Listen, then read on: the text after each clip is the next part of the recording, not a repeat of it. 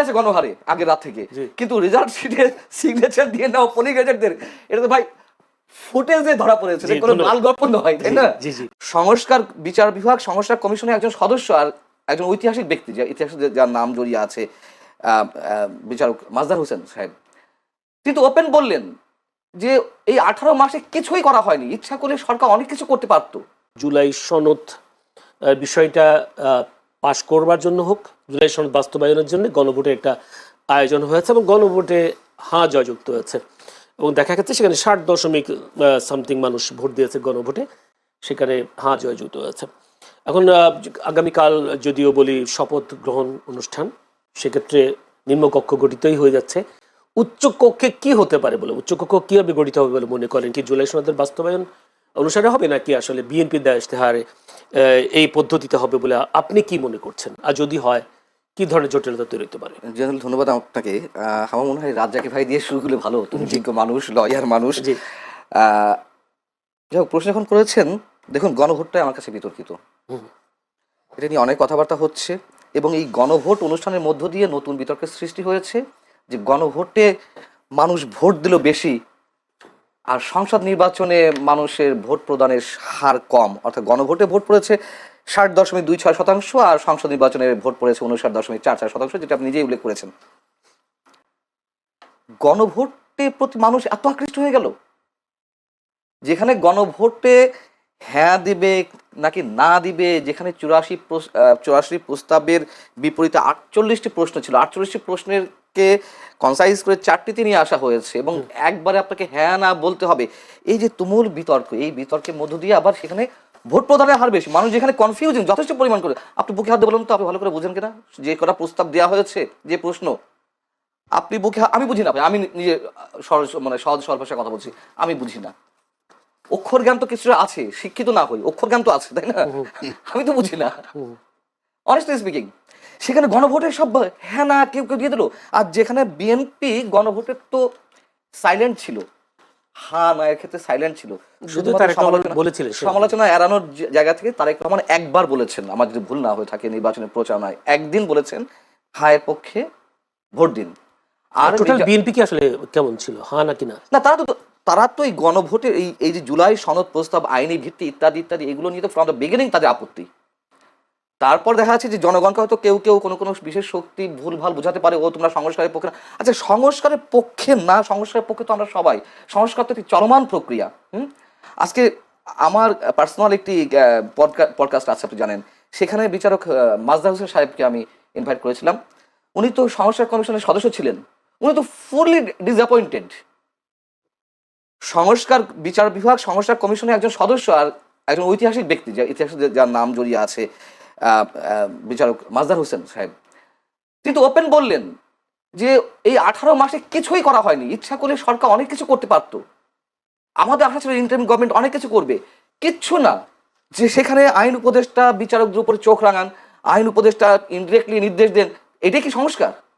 অতএব এই যে সংস্কারের প্রস্তাব, এই যে জুলাই সনদ আর সরকারের ইচ্ছা বা সরকারের যে ভরকেন্দ্রগুলো বা সরকারের বিহাইন্ড দ্য স্ক্রিন যারা সরকার চালিয়েছে, তাদের মধ্যে সংস্কার নিয়ে নানান ধরনের জটিলতা আছে। আচ্ছা, আমি মূল প্রশ্ন আছে উত্তরে, সেটি হচ্ছে আমাকে একটু বোঝান, এই যে উচ্চকক্ষ নিম্নকক্ষ খুব ভালো প্রস্তাব, প্রধানমন্ত্রীর মেয়াদ 10 বছরের বেশি থাকবে না একজনের ক্ষেত্রে, খুব ভালো প্রস্তাব, রাষ্ট্রপতি প্রধানমন্ত্রীর ভারসাম্যের মানে ক্ষমতার ভারসাম্য হবে, খুবই ভালো প্রস্তাব। কিন্তু এই যে গণভোটটা কি প্রয়োজন ছিল? আমি প্রথমে বলেছি এটি সংবিধান সম্মত নয়। দ্বিতীয় কথা হচ্ছে 2/3 ব্রুট মেজরিটি নিয়ে বিএনপি এখন ক্ষমতায়। এর আগে সংবিধান সংস্কার হয়েছে না? হয়েছে তো। এর আগে তো নানান আইনের সংস্কার হয়েছে, নতুন নতুন আইন প্রণয়ন হয়েছে, তার জন্য গণভোট প্রয়োজন আছে? আচ্ছা, এই 2/3 সংখ্যাগরিষ্ঠতা নিয়ে তো সংস্কার প্রস্তাব বিএনপি যা ইচ্ছা করতেই পারে। এই যে সংবিধান সংস্কার পরিষদ, এটি কেন, কোন উদ্ভট চিন্তা থেকে এটি এলো? এবং একই সঙ্গে প্রশ্ন, এটি দাবি তো মূলত এনসিপি এবং জামাতে ইসলামী ছিল, তাই না? সেই এনসিপি কেন এত কিছুর পরে, এত দিন পরে, নির্বাচন হয়ে যাওয়ার পরে, আজ কিবার রোববার আজকে তারা গেছেন বঙ্গভবনে স্বাক্ষর করতে? আপনি বুঝতে পারছেন না খেলাগুলো কোথায়? যারা প্রস্তাবক, যারা নিজেদেরকে বিপ্লবী বলছে, যারা এটার করতে যান প্রাণ দিতে মরিয়া হয়ে আছে, তারা কেন এতদিন পরে একেবারে নির্বাচন পরে গিয়ে স্বাক্ষর করতে গেল, তার আগে কেন স্বাক্ষর করলো না? এই প্রশ্নগুলো পাল্টা আপনাদের কাছে। তাহলে এটি দিয়ে কি হচ্ছে?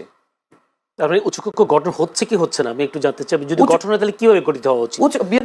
বিএনপি তো বলে আসছে যে আসনের ভিত্তিতে তারা উচ্চকক্ষ গঠন করতে চায়, আর জামায়াতে ইসলামী চায় পিয়ার পদ্ধতি। হ্যাঁ, সো এটা তো এখনো নিষ্পত্তিহীন অবস্থা আছে, নিষ্পত্তি হয়নি। নিষ্পত্তি না হলে কোনো জটিলতা তৈরি হবে, জটিলতা তো সৃষ্টি হতেই পারে। জামায়াতে ইসলামী 68 আসন নিয়ে আছে, আরো 6টা তাদের সহযোগীদের। সো এতগুলো আসন নিয়ে তারা তো শক্তিশালী বিরোধী দল হিসেবে উপস্থিত হয়েছে। যেহেতু নিম্নকক্ষে বিএনপি 2/3 ভোট পেয়েছে, সেখানে তাদের আইন পাস করতেও তো তার আর কোনো জটিলতা নাই।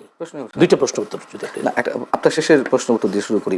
সেটা হচ্ছে অবশ্যই তাদের কোনো সমস্যা না, তারা ব্রুট মেজরিটি পেয়েছে। যদিও ব্রুট মেজরিটি ইতিহাস বলে যে সংশ্লিষ্ট দলের জন্য ক্ষতির কারণ হয়, তারা এক না হয়ে ওঠার সুযোগ পায়। যাই হোক, এগুলো ভবিষ্যতেই বলবে যে বিএনপির ক্ষেত্রে আসলে কি হবে।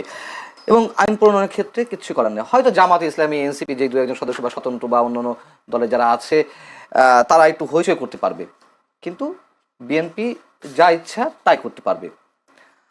আর উচ্চকক্ষের ক্ষেত্রে আপনি বললেন যে জটিলতা, সেই তো পুরনো প্রশ্নটা বোধহয় ঘুরে ফিরে এলো যে জটিলতা একটা সৃষ্টি হবে। আমি জটিলতা এই জন্য বলছি, আচ্ছা জটিলতা হওয়ার তো দরকার, ওখানে তো তারা বেশিরভাগ আসন পাবে উচ্চকক্ষে। হ্যাঁ, বিএনপি ওখানে তো উচ্চকক্ষ, যদি একেবারে পিয়ার পদ্ধতিতেও হয়, তো সেই ক্ষেত্রে আইন পাস করার ক্ষেত্রে তো তেমন কোনো জটিলতা তৈরি হবে বলে মনে হয় না আমার মতে। তো সেই ক্ষেত্রেও বা বিএনপি কেন রাজি হবে না? বলে রাজি হবে না এই কারণে তাদের রিপ্রেজেন্টেটিভ কম যাচ্ছে। যদি ভোটের হিসাবে হয়, ভোটের হিসাবে পিয়ার পদ্ধতি হলেও তো ওনাদের আসন বেশি থাকছে, তো না যদি বেশি থাকছে, আর পিয়ার আর জনগণের ভোটের রেশিওতে যদি হয় তাহলে তাদের প্রতিনিধিত্ব কম যাবে উচ্চকক্ষে। এটাই সো এই কারণে তারা ওইটা চাচ্ছে। এই কারণে আচ্ছা, তারা যখন এই দাবিটি তোলে খুব ভালোভাবেই তারা নিশ্চয়ই হিসেব নিকেশ করেই কথা বলেছিল যে আওয়ামী লীগ যে নির্বাচনে আসতে পারবে না বা একেবারে বাদ হয়ে যাবে, তারা কিন্তু এই হিসাবটা মাথায় নিয়ে বলেনি। তারা আওয়ামী লীগ আসতে পারে, আওয়ামী লীগ আসলে একটা কন্টেস্ট হবে, হ্যাঁ, সেক্ষেত্রে আওয়ামী লীগের ভোট কম নয়। এবং একটু দেখা গেছে 2008 পর্যন্ত মানে পার্সেন্টেজে আওয়ামী লীগ সবসময় এগিয়ে ছিল, 35-40% মধ্যে দুই দলেরই, বাট বিএনপির চেয়ে আওয়ামী লীগ অনেক বেশি আসন পেয়েছে। যাই হোক, এই জন্য সংসদে মানে সংসদের নিম্নকক্ষে যদি হয়ে থাকে তার ভিত্তিতে বা আসনের ভিত্তিতে তারা এটা চাইছিল। দেখুন, আমার মনে হয় এই পর্যন্ত যাবে না, তার আগে অনেক ধরনের জটিলতা হবে। জটিলতা এখনই দেখা দিয়েছে। আমি জানি না যে কি হবে, কি হতে যাচ্ছে সকালে।